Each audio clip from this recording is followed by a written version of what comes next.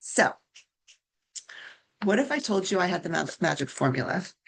And if you used my magic formula, you would actually live longer. You would live 3.67 years longer if you use the magic formula. Also, using the formula creates less stress in your life because using the formula actually releases stress reducing hormones into your body.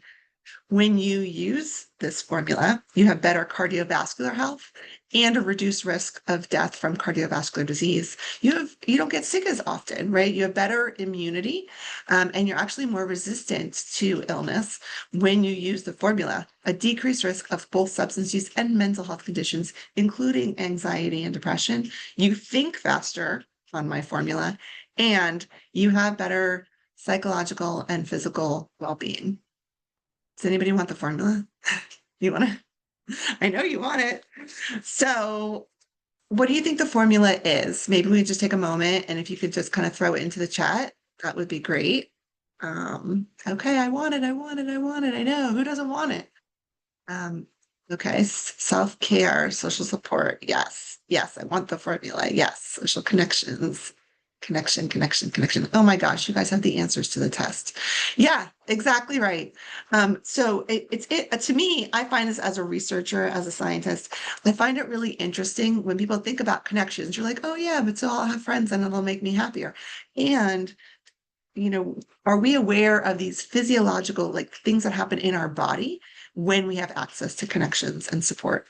And for me, as somebody who really like responds to well, why should I do it? This is really helpful. And I think a lot of people that, the people that we work with, maybe they're not aware that there are also physical benefits to having support systems. And when we don't have the formula, when we don't use it, we actually, we have an increased risk of heart disease. It has the physical effects on our body as though we were smoking 15 cigarettes a day, even if we don't smoke cigarettes. We have an increased risk of dementia. It actually slows our brain functioning, which kind of makes sense. If you're not talking to people, it's gonna slow your brain functioning, right? It's worse for our body, physiologically speaking, than if we were experiencing obesity. And we have an increased risk of anxiety and depression when you don't have access to the formula.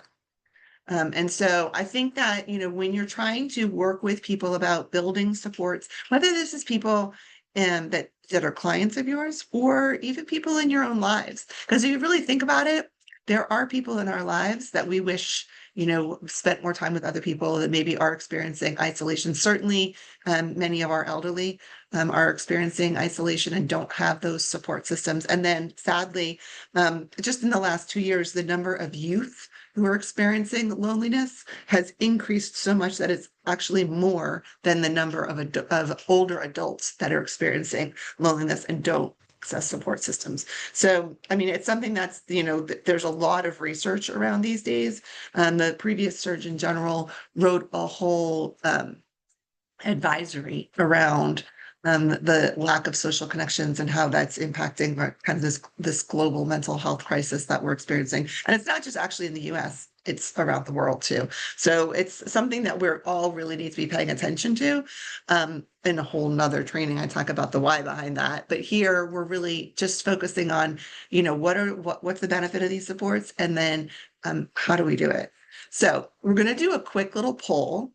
And what I would like for you to do, as the poll pops up, I want you to think about a time in your life when you were really struggling. Okay. And so this time could be related to, something that's happened to you. I don't want you to be thinking about something that's happened to, a client that you work with. I want it to be like a personal thing to you. Okay. You're not going to have to share it in the chat or anything, but just think about that time in your life when you were really struggling. And now with the poll, I want you to think about how did you get through that time? Okay, so you can answer multiple times. You don't have to select only one. But so I want you to think about, did you get through that time when you were really struggling in your life with the support of your family? How many of you got through that time when you were really struggling in your life with the support of your friends? Maybe some of you got through that time in your life when you were struggling with the support of your faith. And then some of us probably got through that time when we were struggling in our lives with the support of a paid professional with an advanced degree. Okay. And so if you could just click, what was the one thing that really helped you through the most? If it was more than one, then it's more than one. But and we'll just wait like maybe another 30 seconds or so, and then we can share some of those results so we can get a sense of how we in this room here get through some of our really biggest challenges.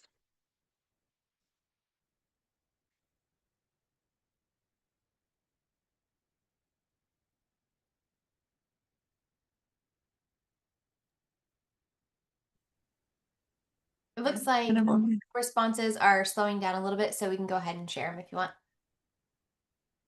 Perfect. Okay. Thank you so much.